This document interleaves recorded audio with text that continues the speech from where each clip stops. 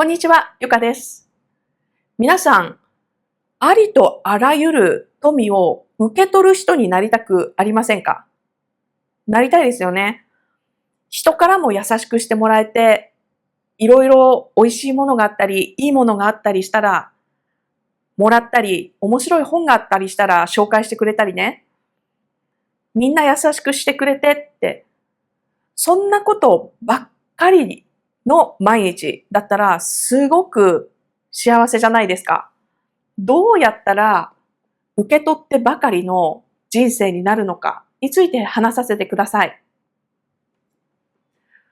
まずね、私、すごくもらってばかりの人生を当たり前に生きてたところがあったんですよね。で、すごくおごった考えをしていて、独りよがりの考えをしていて、なんならね、ちょっとね、今ね、これを話すとね、恥ずかしいと思うぐらいなんだけど、私はみんなすごく私に良くしてくれる。でも、私にはそれを受け取る権利があるんだ。っていうふうに、おごった考え方をしてました。で、私の中の理由としてはね、もう小さい頃から、本当に辛い苦しい思いをしてきた。両親との関係がうまくいかなかったので、もうあれだけの思いをね、純粋無垢な子供がしなければいけなかった。で、どこにも逃げ場がなかった。誰も助けてくれなかった。それだけのことを乗り越えてきたんだから、神様がボーナスポイントをね、その私のボーナスポイントがね、溜まってる分ね、周りの人たちが良くしてくれる仕組みにしてくれてるんだろうって思ってて、だから、私はね、ずっと辛い経験をしてきたけれど良かったと。だからほら見てごらん。今世界は私にこんなに優しいよって思ってたんですよね。で、今はね、ちょっと考え方が違ってます。まずね、自分が与えなければやってこないなって思ってます。だから、私はね、ずっと純粋で何にも悪いことをしていなくって、何の罪のもない子供が経験してはいけないことをいっぱい経験してしまったから、その分、バランスを取るために、世の中の人たちが私に良くしてくれてると思ってたけれども、きっと私も自分では気づいてないけれども、世の中に何かを出していたんだろうなって思う。うん。でも当時の私は、すごい傲慢でしたね。それを考えるとね、ちょっとね、もう考えられないぐらい、もう、傲慢。本当にね、純粋無垢な、何の悪いこともしてない子供が、それだけの辛い思いをしたんだから、私の人生のバランスを取るために、周りの人たちみんなが私に良くしてくれるんだって。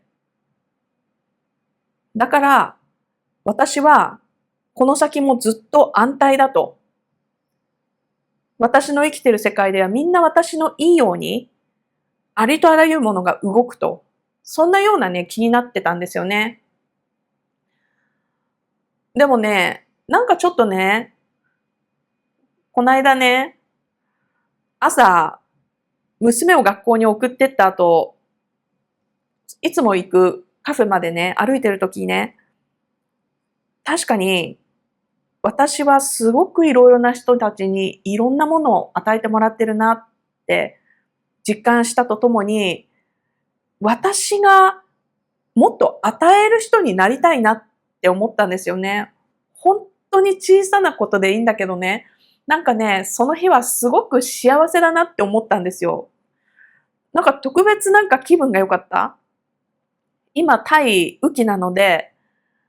雨季って言ってもね、日本みたいにずーっとしとしと雨は降らないんですよね。一日どっかで雨がザーッと降って、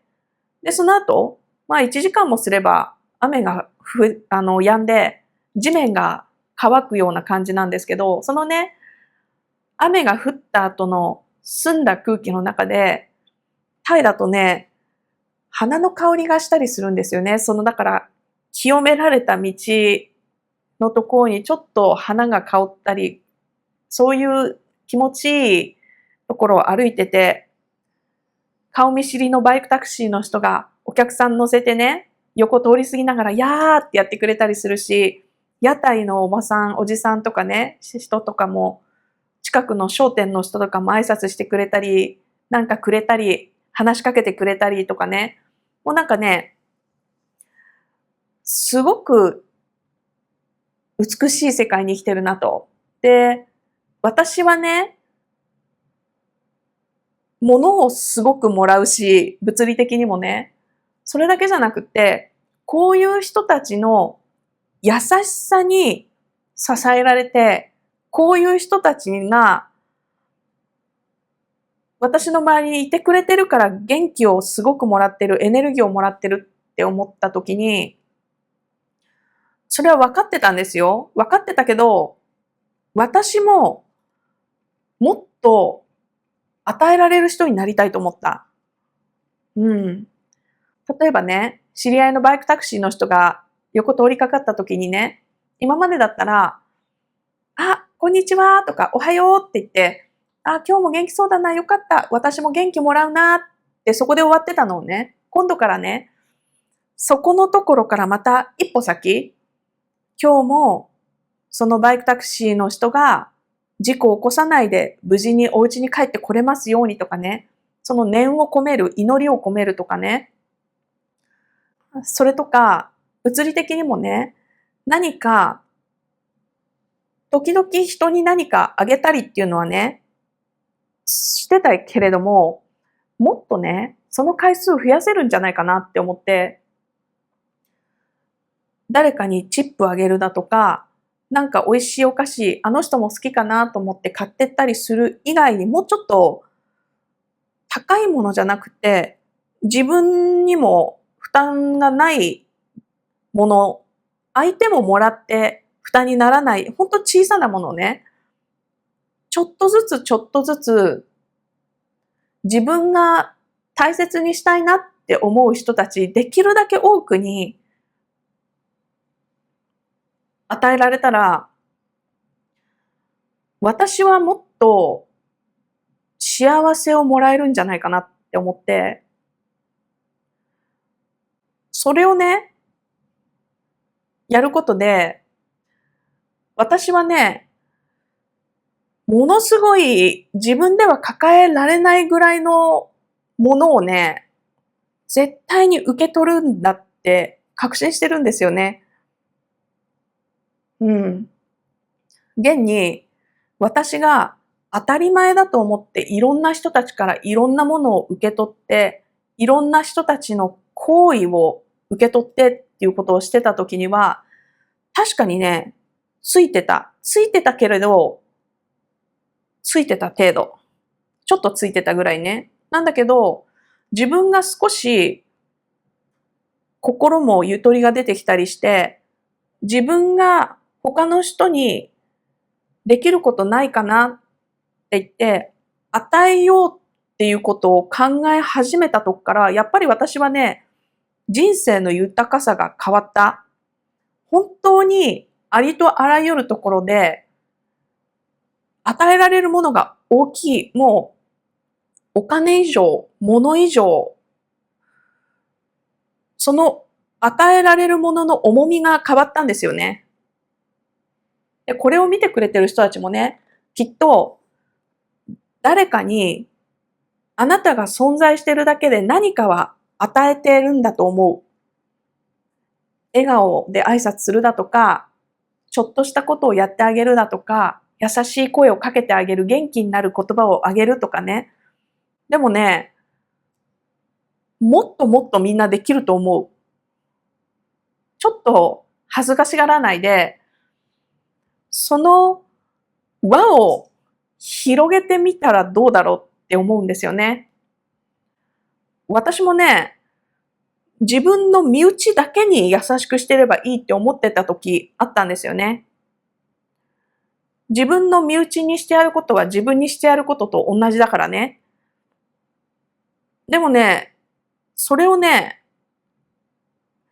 少しずつ少しずつ考えが変わってきて、